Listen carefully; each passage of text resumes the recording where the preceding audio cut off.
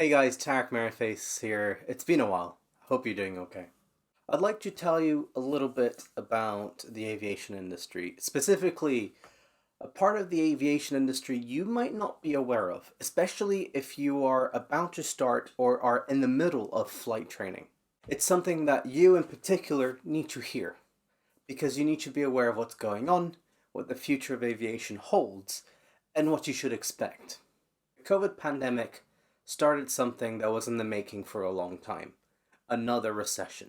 And the thing that everybody needs to understand about recessions is that most industries are affected by them. However, there will always be some industries that are not in specific recessions, whereas others will be affected particularly hard in others. For instance, the housing crash in 2008. But as a general rule of thumb, not every industry gets affected by recessions. There are two exceptions I know of to this rule: the hospitality sector and aviation.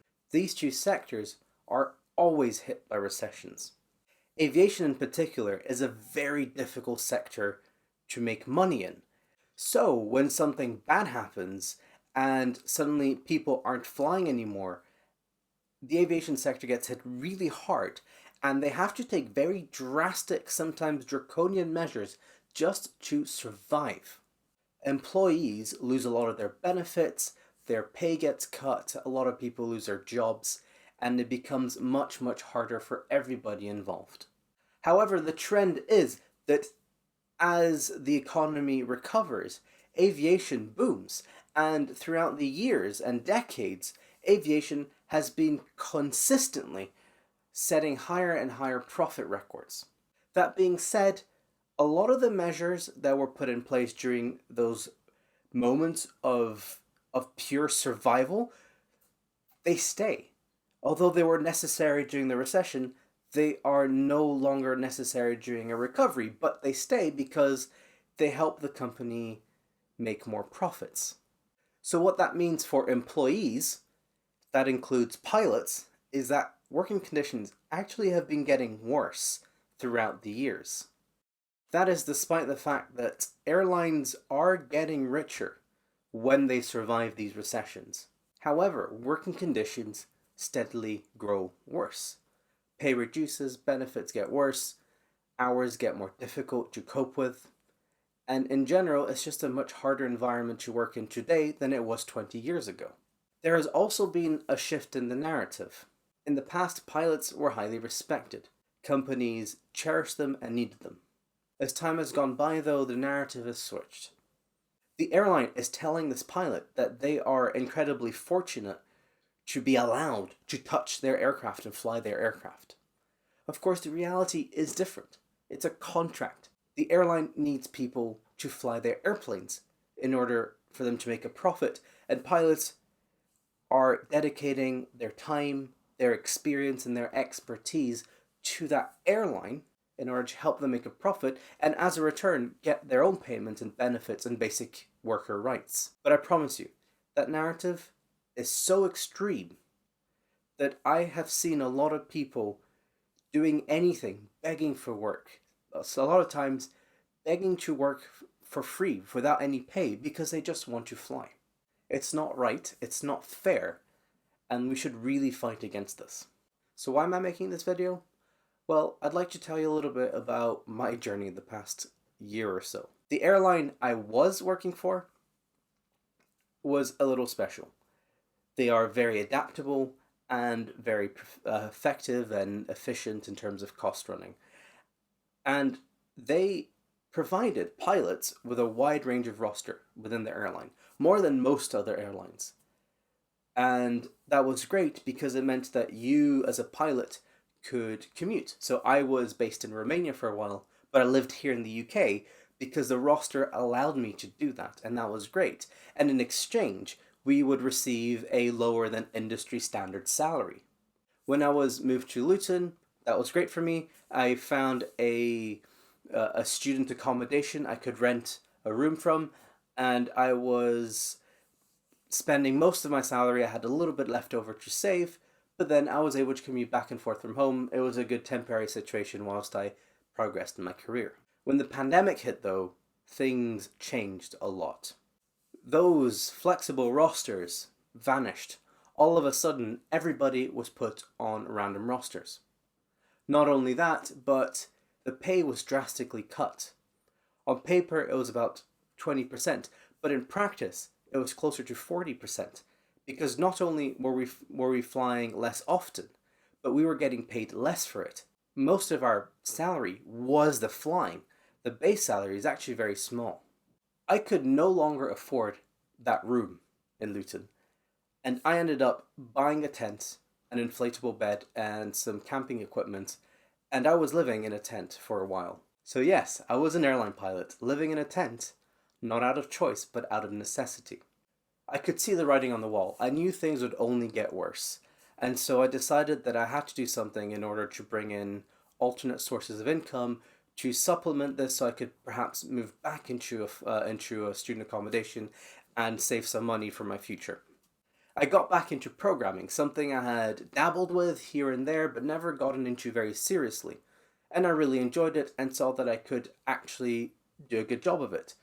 The only problem was, I knew I wouldn't be able to do that anytime soon without any formal training.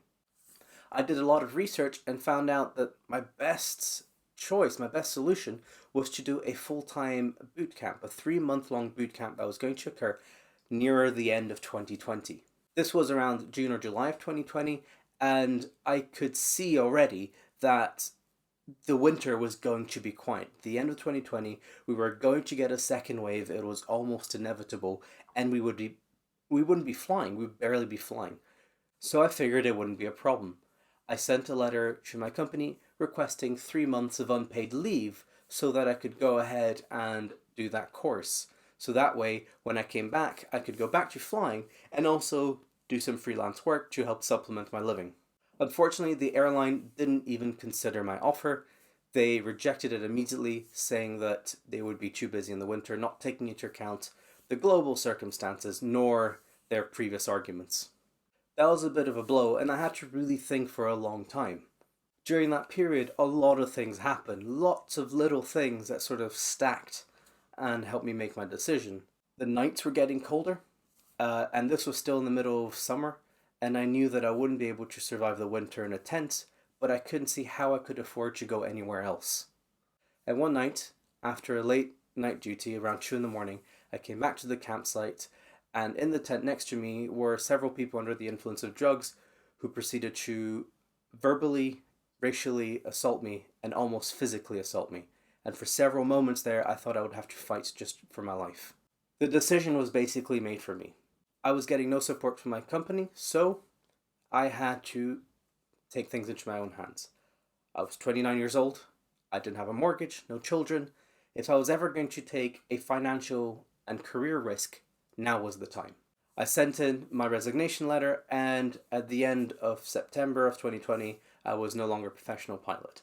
I completed the boot camp, became a professional web developer, and I am now currently working for a company as a junior web developer. Now, after this, you must be wondering if what I'm saying is that you shouldn't be a pilot. And the answer is no, of course not. What I want you to know is what to expect. Have realistic expectations of what the industry is and what you will get out of it. Ultimately, the industry will give you nothing. They will not take care of you. They will not give you any sort of loyalty. And in the end, you're by yourself. What you do get is to do a job you will love. My flying jobs have been incredible. I love them so much. Flying the Airbus has been an incredible privilege. And the survey work I did was so much fun and so interesting.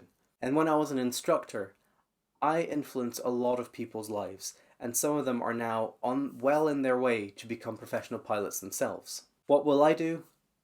I don't know. For now, anyways, I'm going to stick with the web development gig, but I do miss flying. So as soon as I can, I will get back in an aircraft. But not an Airbus. Probably a Cessna or a Piper. I created this YouTube channel almost 10 years ago, and I did it in the hopes that it would force me to learn a lot about aviation and then share it with the community. Now, I have had a lot of cringeworthy moments. videos and comments that I've made that I sorely regret, but I have grown as an individual and they're part of who I am. Maybe I will make more videos, but they will be low effort, low editing, and that sort of stuff. Flying is something I love. I didn't leave my job because I didn't like it. I left my job because, in the end, my priorities shifted as I've grown older. I am no longer just about the flying, I'm also about being home with my wife, going to bed every night at the same time, being home every day. Those things mean a lot to me now, almost as much, if not more so, than flying. Aviation will always be in my heart. That's something that hasn't and never will change. I'm Tarek Merryface. I'll see you guys next time, and happy flying.